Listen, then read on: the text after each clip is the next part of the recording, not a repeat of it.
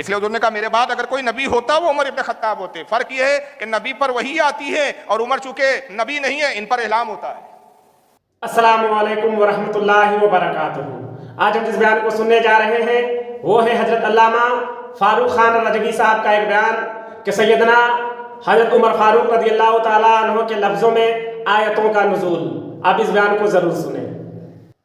عمر کی زبان سے جو کلمات نکلتے تھے وہ اپنے طرف سے نہیں ہوتے تھے بلکہ اللہ کی طرف سے الہام ہوتا تھا. سبحان اللہ. اس لیے حضور نے کہا میرے بعد اگر کوئی نبی ہوتا وہ عمر ابن خطاب ہوتے. فرق یہ ہے کہ نبی پر وحی آتی ہے اور عمر چونکہ نبی نہیں ہے ان پر الہام ہوتا ہے. اور یہ ہم نہیں کہہ رہے، حضرت مولا کائنات کی خود حدیث ہے عن شعیبی رضی اللہ تعالیٰ عنہ. حضرت امام شعیبی کہتے ہیں. امام شعیبی کون ہے؟ بس ان کی فضیلت اتنی کہہ دوں کہ امام اعظم ابو حنیفہ کے استاد ہے. سبحان قال اللہ. ان علی رضی اللہ عنہ کہتے ہیں کہ مولا علی نے ارشاد فرمایا قال كنا اصحاب محمد صلی اللہ علیہ وسلم لا نشک عن السکینۃ تنطق علی لسان عمر. حضرت علی کہتے ہیں کہ ہم صحابہ اکرام، ہم رسول اللہ کے اصحاب اس بارے میں شک کرتے ہی نہیں تھے کہ عمر کی زبان سے اللہ کا سکینہ بولتا ہے. سبحان اللہ. سبحان اللہ. سکینہ کا مطلب بہت سارے ہوتے ہیں لغت میں. اگر آپ دیکھیں سکینہ کے کئی مطلب آئے ہیں، سکون، آرام، اللہ کا کلام.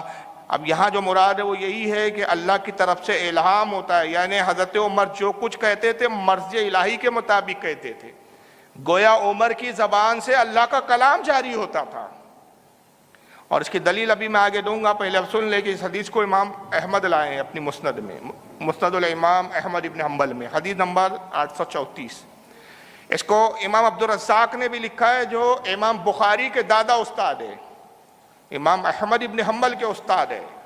ان کی حدیث کی کتاب ہے المصنف، جلد نمبر، اس کی حدیث نمبر ہے 20380. امام الاجری کتاب الشریعہ، ان کی حدیث کی کتاب ہے جلد 3 صفحہ 96، حدیث نمبر 1418.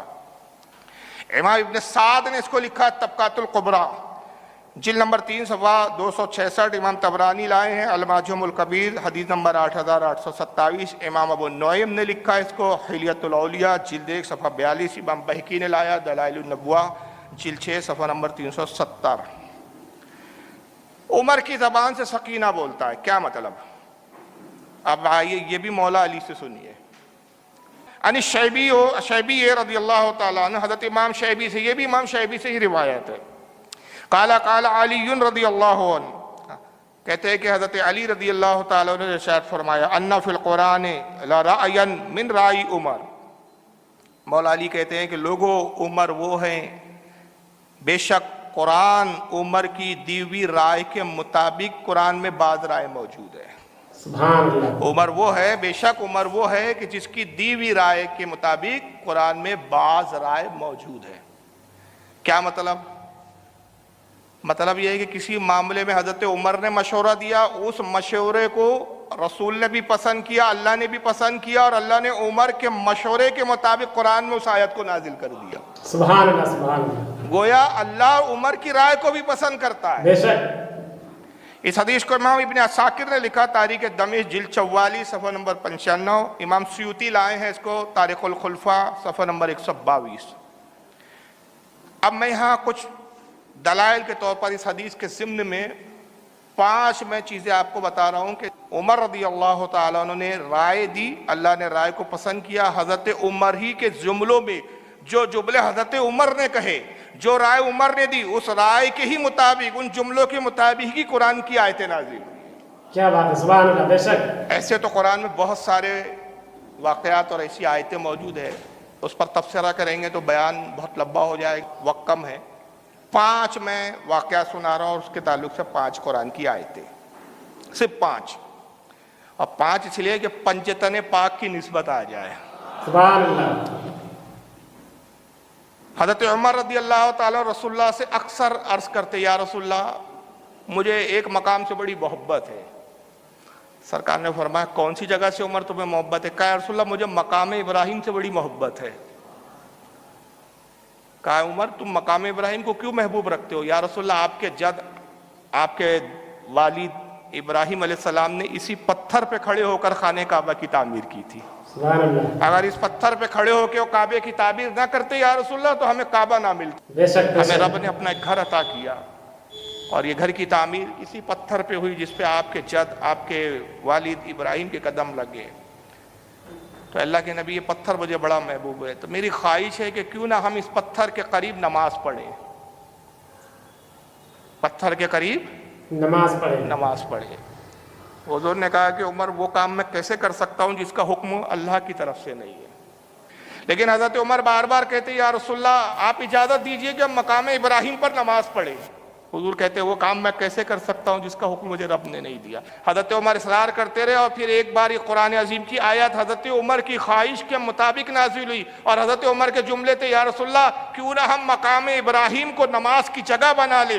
جو عمر کے جملے تھے انہی جملوں میں قرآن کی آیت نازل ہوتی ہے. پارہ نمبر 1 سورہ بقرہ آیت 125 وَاتَّخِذُوا مِن مَّقَامِ إِبْرَاهِيمَ مُصَلًّى, اے ایمان والو مقام ابراہیم کو اپنی نماز کی جگہ بنا لو. سبحان اللہ, کیا بات ہے. یہ حضرت عمر کی خواہش کے مطابق یہ آیت نازل ہوتی ہے. بے شک. اور اس وقت سے لے کر آج تک حاجیوں پر لازم ہے کہ مقام ابراہیم پر حاجی نماز پڑھے. بالکل بھیڑ لگی ہوتی ہے, دھکا دھکی ہوتی ہے, ہر کسی کی خواہش ہوتی ہے کہ 2 رکعت کم سے کم پڑھنے کو مل جائے. اس سے ایک بات یہ بھی پتہ چلی کہ مقام ابراہیم کو قرآن کہہ رہا ہے کہ اپنے نماز کی جگہ بنا لو. نماز اللہ کی عبادت ہے, اللہ کی تعظیم کا ذریعہ ہے.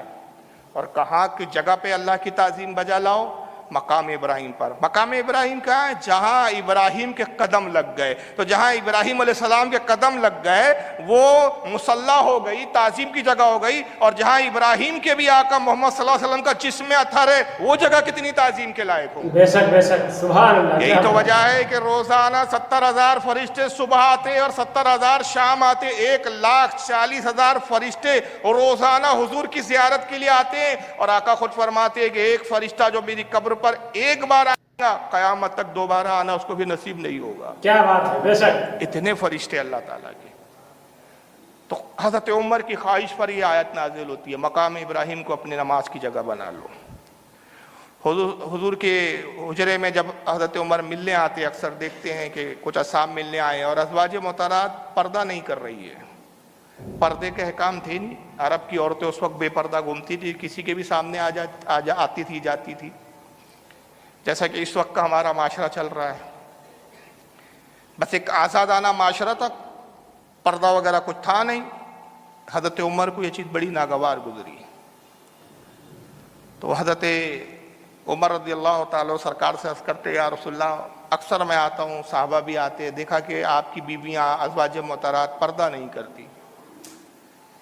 تو حضور کم سے کم اتنا تو حکم دے دیجئے کہ وہ اپنے چہروں پہ کپڑے ڈھانپ لیں, اپنے چہرے پر کپڑے رکھ لیں تھوڑا, یہ ان کے لیے بہتر ہے.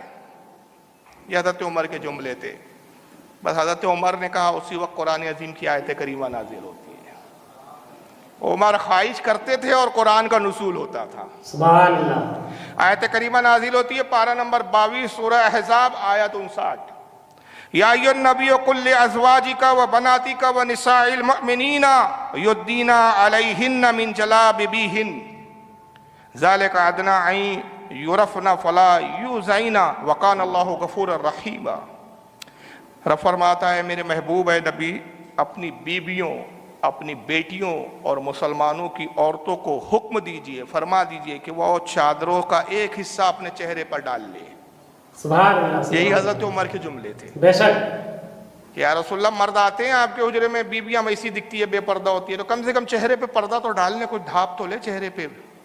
تو قرآن اللہ رب العزت وہی عمر کے جملے نقل فرما رہا ہے, بیان کر رہا ہے کہ نبی اپنی بیویوں کو حکم دو, اپنی بیٹیوں کو حکم دو, مسلمانوں کی عورتوں کو حکم دو کہ اپنی چادروں کا ایک حصہ منہ پر ڈالے رہیں. یہ ان کے نزدیک زیادہ بہتر ہے کہ ان کی پہچان نہ ہو اور ستائی نہ جائے, اور بے شک اللہ بخشنے والا مہربان ہے. تو پردے کی آیت کا نزول حضرت عمر کی خواہش پر ہوا ہے. بے شک یہ حضرت عمر کی زبان پہ سکینہ بولتا تھا. سبحان اللہ.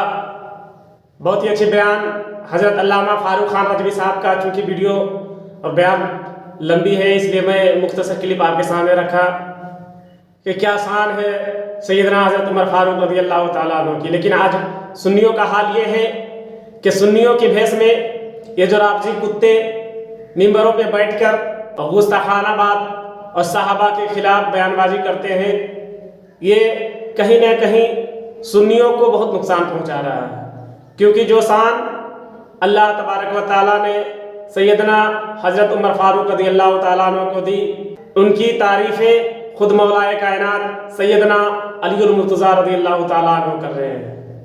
لیکن افسوس آج ہم ان رافضیوں کے باتوں میں آ کر کے اپنے میلادوں میں، اپنے محفلوں میں بس پیروں کا گنگان گائے جا رہے ہیں۔ ہمیں یہ بتایا ہی نہیں جا رہا کہ ہمارے صحابہ کی شان کیا ہے، خلفائے راشدین کی شان کیا ہے۔ اللہ تبارک و تعالیٰ ہم سب کو دین سیکھنے اور دین سمجھنے اور دین پہ چلنے کی توفیق عطا کرے۔ اگر آپ کو یہ بیان اچھی لگی ہو تو اپنے دوستوں تک ضرور شیئر کریں۔